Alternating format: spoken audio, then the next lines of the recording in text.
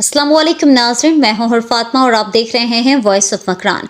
खबर शामिल करते हैं तुमसे हमारे ब्यूरो चीफ पालाज मंसूर की रिपोर्ट के मुताबिक इस्लामाबाद पुलिस की जानिब से लापता अफराद के एहतजाजी मुजाहरे पर लाठी चार्ज और गिरफ्तारियों के खिलाफ तुमपुर मंथ में मुकम्मल शटडाउन हड़ताल, बैंक और तमाम कारोबारी इदारे बंद।